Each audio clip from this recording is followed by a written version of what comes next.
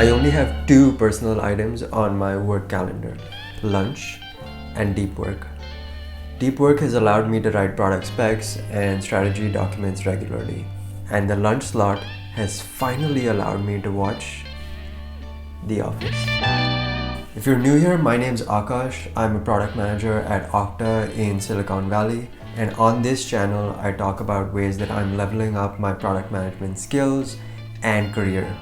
So let's jump right into it. A year ago, I would let Slack and messages and meetings just dictate my workday.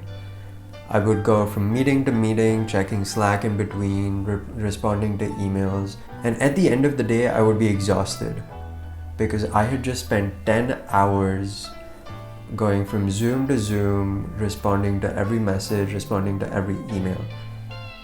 But I still didn't feel like I had achieved much. I still didn't have that tangible feeling that I had accomplished something tangible that day. I would let my meetings and other urgent items just take over my day. Then I read Cal Newport's book, Deep Work. He defines shallow work as things like messaging and emails, which don't create any new value and are easily reproducible. Deep work, on the other hand, is cognitively demanding and is not easily reproducible. Here's a quote from the book. Deep work is becoming increasingly rare at exactly the same time it is becoming increasingly valuable. The few who cultivate this skill and then can make it the core of their working life will thrive. Now, as a product manager, I couldn't just stop looking at Slack or responding to emails. But what I started doing was carving out a few hours each day to writing out product specs or thinking about long-term strategy projects. I started getting things done. I would set my Slack to away, switch on Do Not Disturb, even switch off the Wi-Fi sometimes, and just open a document. My only goal was to write the title and a brief summary of my idea.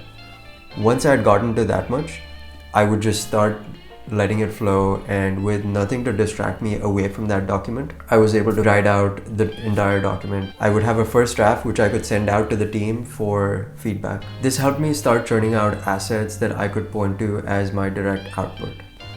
And these assets would in turn help the final outcomes that I cared about as a product manager. It's really important for a product manager to balance output and outcomes. So I still attend meetings, I still go to project updates, and most importantly, I've been able to finish watching The Office. So I block off 2 hours at the beginning of every day and 1 hour at the end. Any meeting invites that come during these blocks, I decline. I set my Slack to away, I turn off notifications, I even disconnect from the Wi-Fi sometimes. This enables me to get into the flow and start building assets and building documents that I didn't find the time to do in the past. It's still not perfect.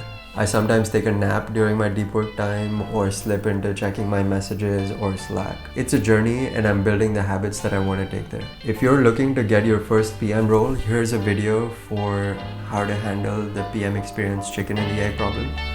Or here's a video on 4 books that you must read to be a good product manager.